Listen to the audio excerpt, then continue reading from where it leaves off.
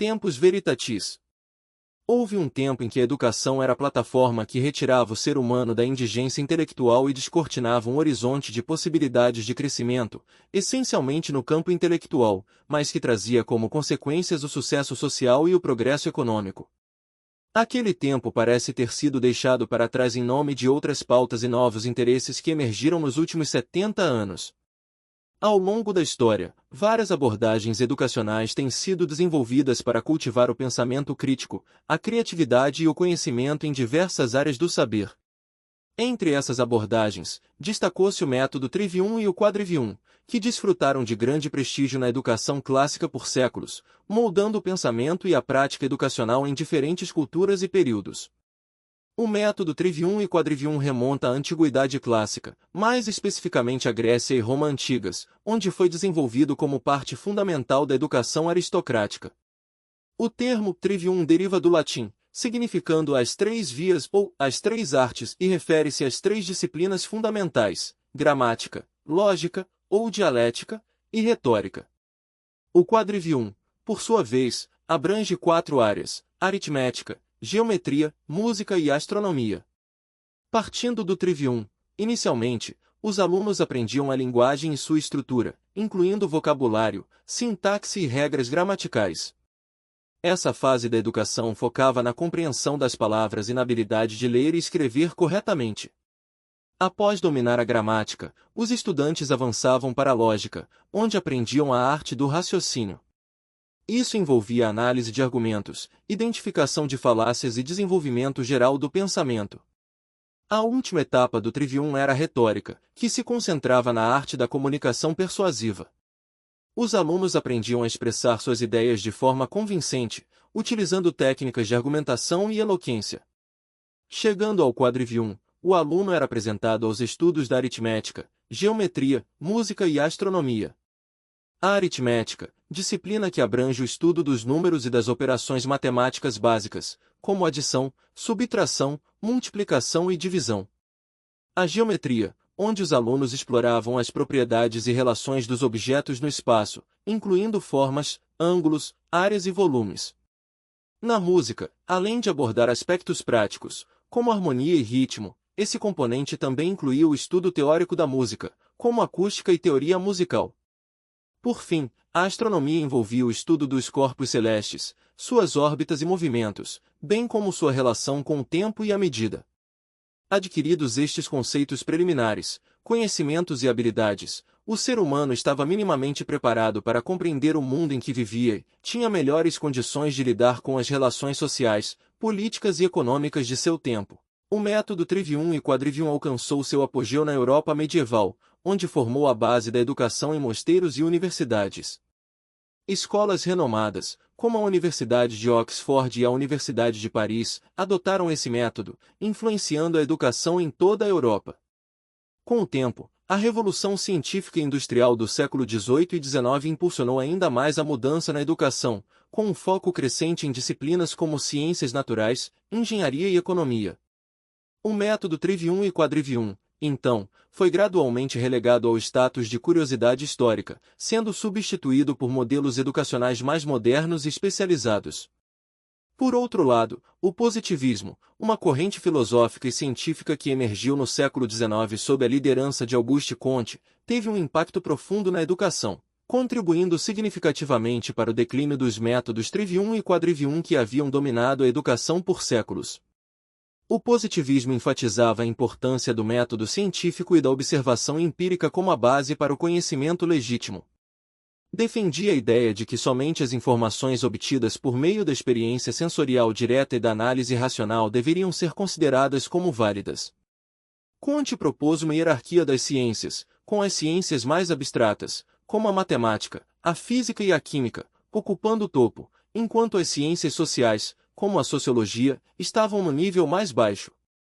Esses princípios do positivismo tiveram profundas implicações para a educação.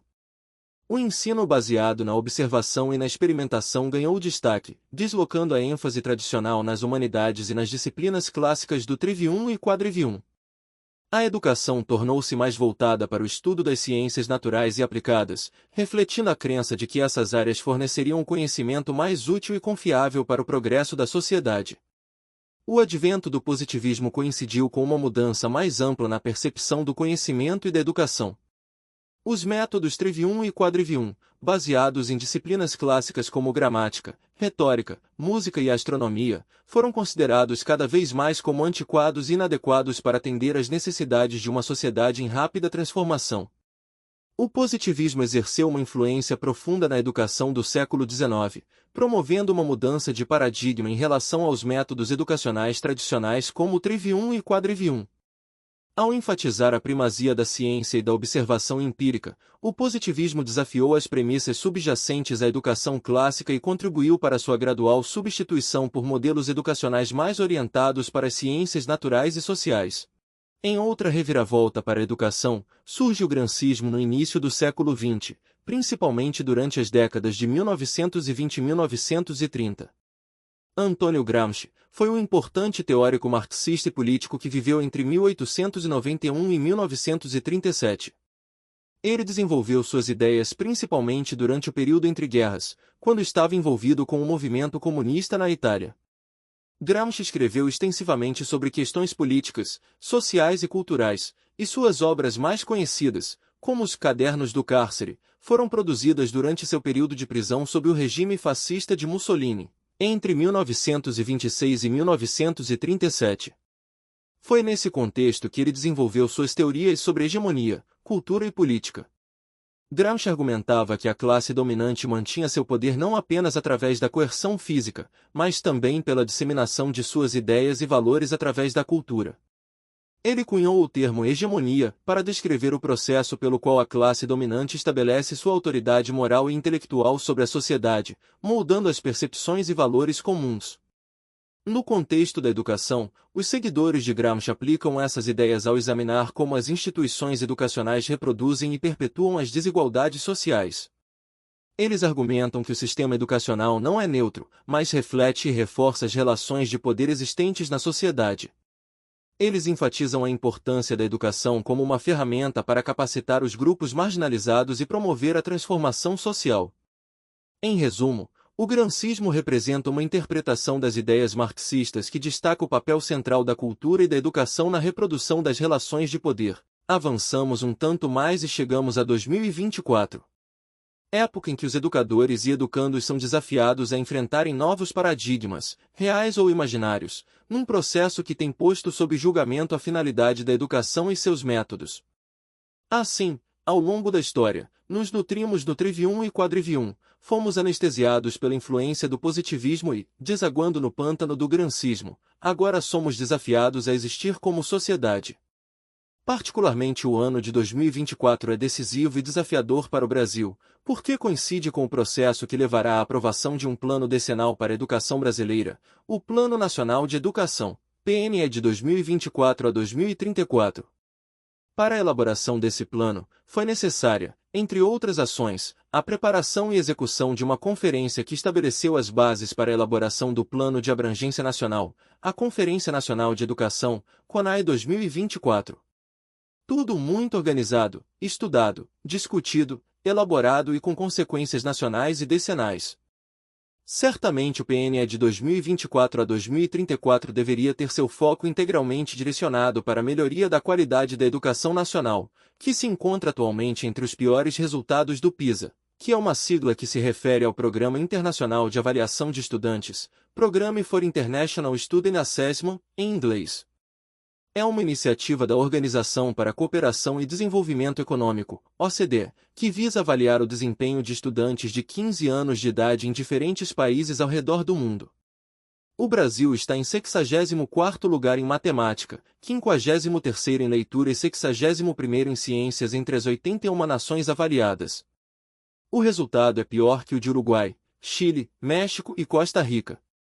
Mas, na introdução do documento referência, elaborado durante a CONAE, e 2024, que servirá de base para o Plano Nacional de Educação, PNE de 2024 a 2034, já é possível entender um de seus objetivos: Reagir contrariamente às mudanças propostas durante os governos de Michel Temer e Jair Bolsonaro, ali chamados de ultraconservadoras e de extrema-direita.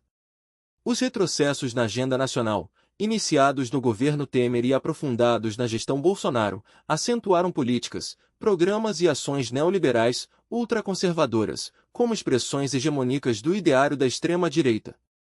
No período de 2016 e 2022, houve o aprofundamento da crise institucional e a restrição a direitos e conquistas, cuja materialidade maior, decorrente do impeachment, foi a promulgação da S. nº 95, de 2016, que instituiu um novo e restritivo regime fiscal.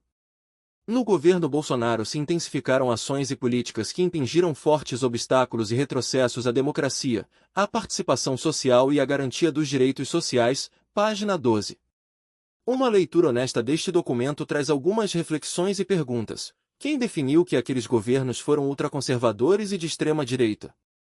Onde ocorreram restrições a direitos e conquistas? Caso isto tivesse realmente ocorrido, o judiciário brasileiro ou outros grupos interessados não teriam agido prontamente. A introdução não recorda que as restrições impostas pela Emenda Constitucional 95 foram necessárias exatamente pela catástrofe advinda do governo Dilma Rousseff? A introdução reforça a ideia de um ataque à educação buscando incutir a ideia de que não deve haver limites orçamentários quando o assunto é educação. Mas o que o autor do texto chama de austericídio é na verdade o remédio amargo à doença provocada pelos devaneios socialistas de um governo que falhou miseravelmente em sua tarefa de bem gerir o erário público, em favor do progresso coletivo de seu povo.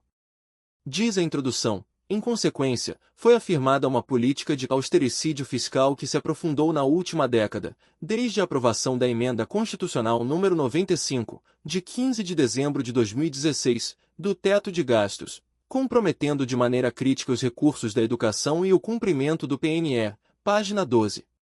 Gerir com austeridade e estabelecer um teto de gastos é visto como um comprometimento crítico. Adiante, o documento referência apresenta outros elementos de sua proposta de melhoria para a educação brasileira. 712, 2.17. Desenvolver e ampliar programas de formação inicial e continuada em sexualidade e diversidade, visando a superar preconceitos, discriminação, violência sexista e championfobia no ambiente escolar, e assegurar que a escola seja um espaço pedagógico livre e seguro para todos, garantindo a inclusão e a qualidade de vida. Página 114.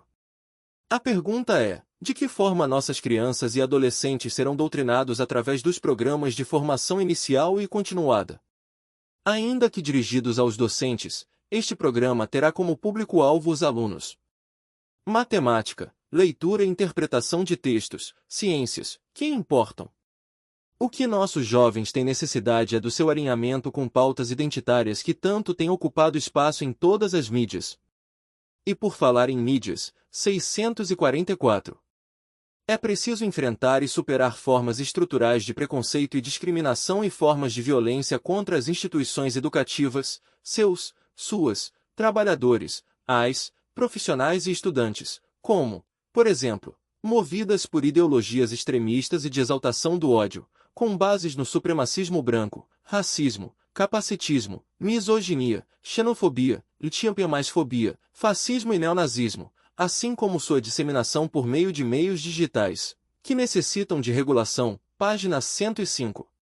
Em meio a um discurso de combate a questões que são importantes para a construção de uma sociedade mais harmônica, onde ressaltamos, quem em sã consciência seria contra aquelas questões?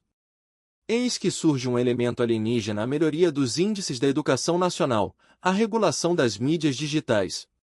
646 Ataques de violência extrema em instituições educativas no Brasil têm sido estudado por diferentes pesquisadores e grupos de trabalho.